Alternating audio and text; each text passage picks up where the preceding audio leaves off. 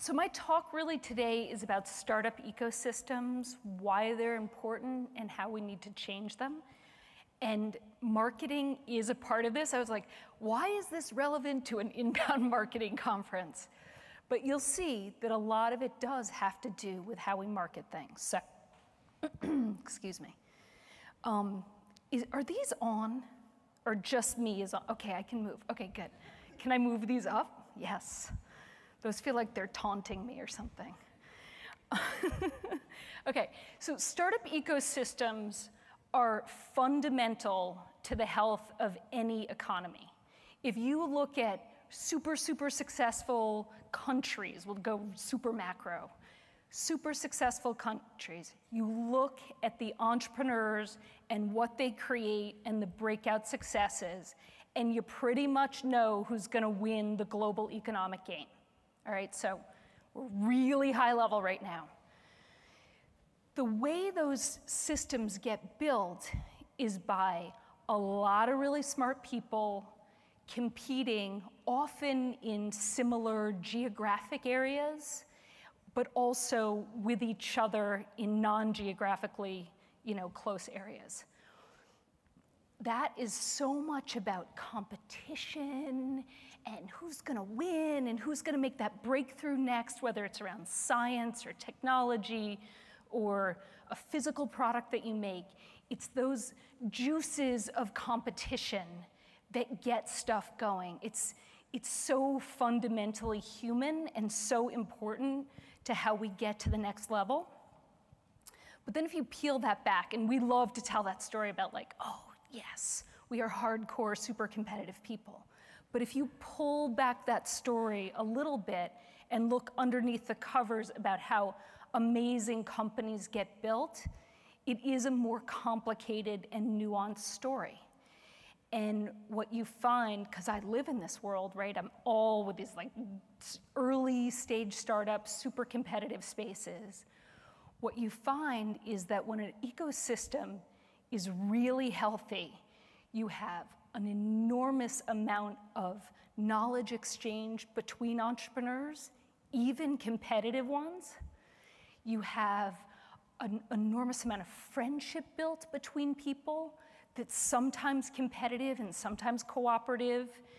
And the structure underneath there of those relationships is what creates a really, really strong ecosystem. However, if you look at how we market these ecosystems today, and you look at how we talk about things, right? How do we talk about super aggressive early stage growth companies? We don't sleep, we're always badass. You see boy culture there all the time. It's like, people say to me, oh, Techstars, how old are your entrepreneurs? They must be in their very early 20s. Is your average age 19?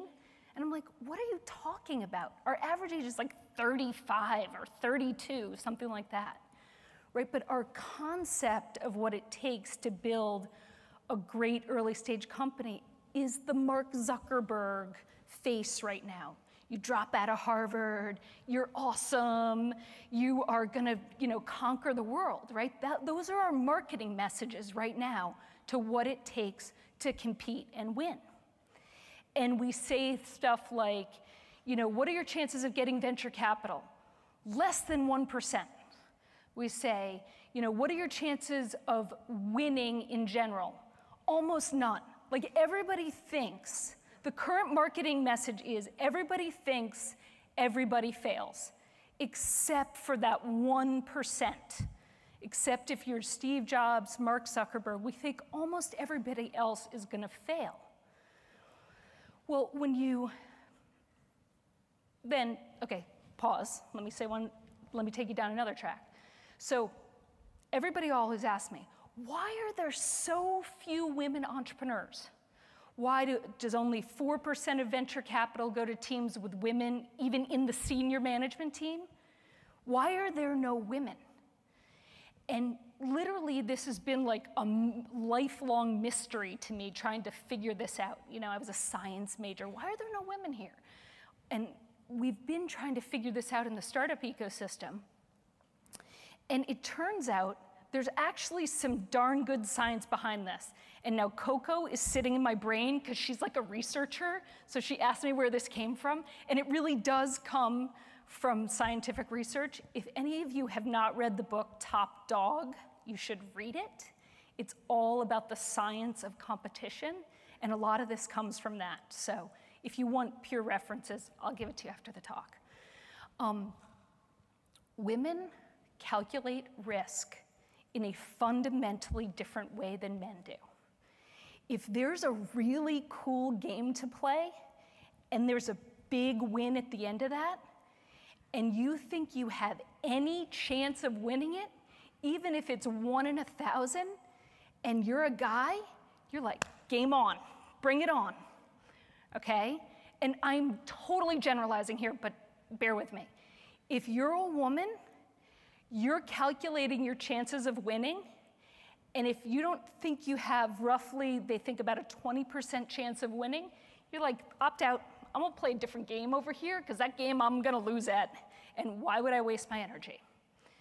So the way we market startups right now, the way we talk about it, like the public meme we have about startups, gets women to opt out before they have even begun the game.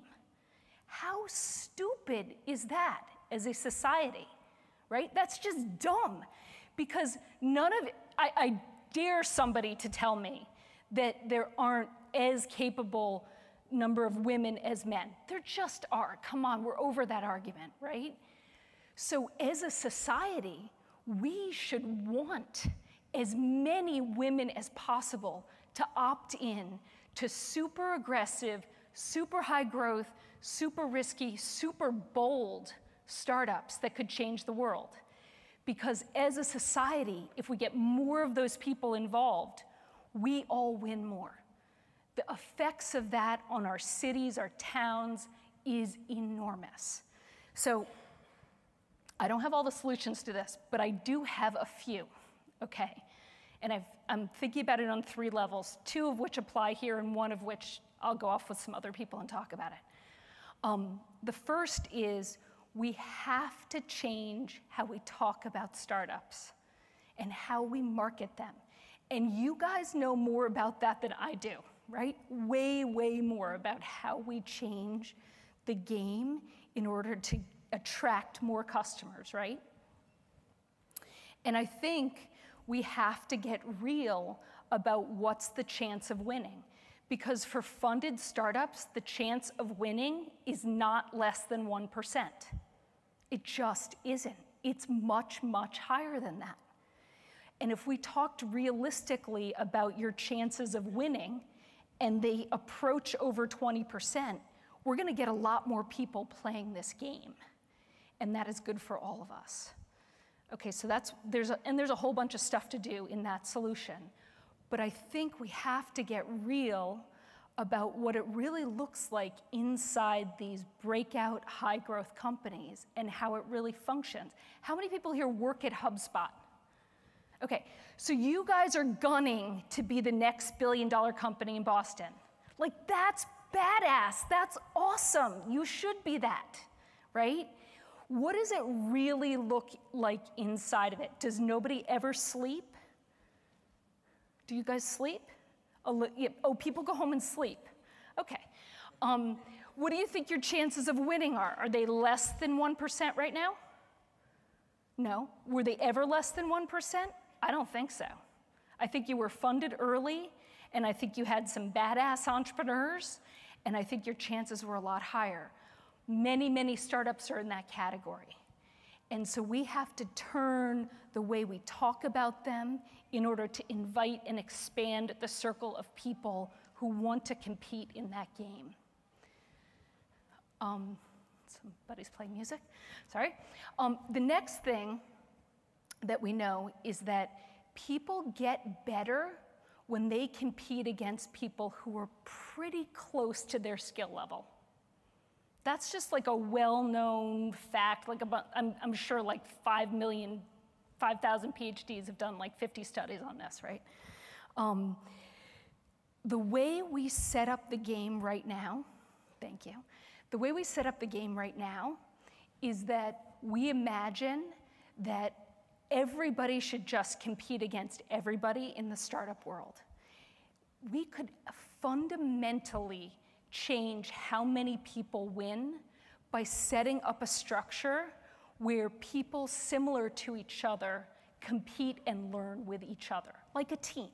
Techstars actually is an experiment right in that zone, although we don't talk about it that way, but it is. We take 10 companies who are at a very similar stage to one another, and they compete and cooperate for 3 months all in the same space. If you don't think being surrounded by 10 other teams turns on the creative, mental, competitive juices, you haven't been to Techstars yet or any system like that. We need a system like that that attracts women into it at much higher levels.